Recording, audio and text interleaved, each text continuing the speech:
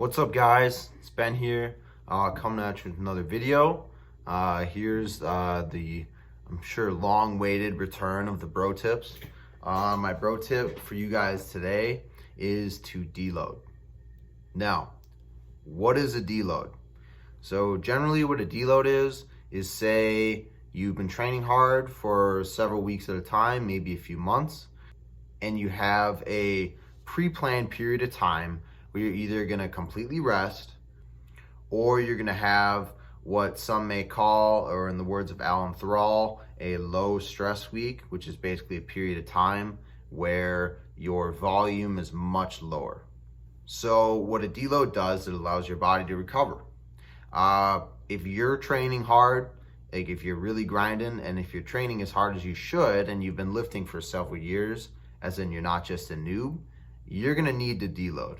So in my case, I decided to deload after doing 2.5 weeks of eccentric triphasic training, and then immediately followed by 2 weeks of isometric triphasic training.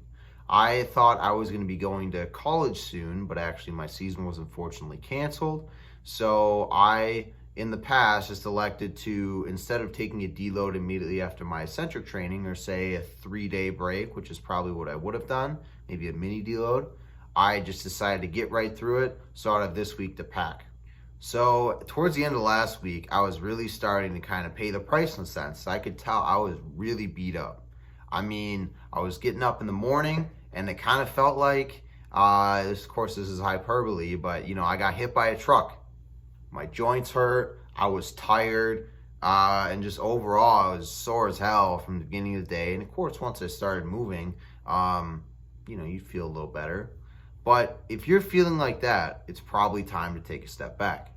Now, don't get me wrong. There's nothing wrong with, just training when you're sore. I do that all the time. But if you've put your body through a lot of stress in the past few weeks, and especially if you have more stress or a more intense block of training coming up, as in my case, I'm going to be doing concentric training. So no tempo work, just straight lifting weights as fast and as hard as I can for 2 weeks. Which, although it won't be as taxing as probably the previous 2, I really want to hit it hard and I want to hit PRs. So taking a pre-planned, or in this case, it's more of a spontaneous thing, but here, taking a week off, I'm finally letting my body recover, and I am also gonna be able to move into the next block of training in a state where I can kick its butt, I can get after it, and I'm not gonna be held back by prior fatigue. Another great thing with deloads is that you can actually use it as a time to take a break from things. In my case, I'm using it to take a week-long break from caffeine. I'm not like a crazy caffeine guy, but on a normal day, I'd probably, if I wasn't lifting, I'd maybe have like a cup in the morning, nothing crazy, or honestly none. But on most days, I would either have some coffee and then 200 to 300 grams of caffeine in the form of caffeine pills, which maybe that'll be another bro tip. And of course, over the week, that's a lot of caffeine. And it's just good to rest your body and likewise regain that sensitivity to caffeine so that when you use in the future, it's more effective. And also, in the words of Eric Buchenhagen, you can recharge those adrenals.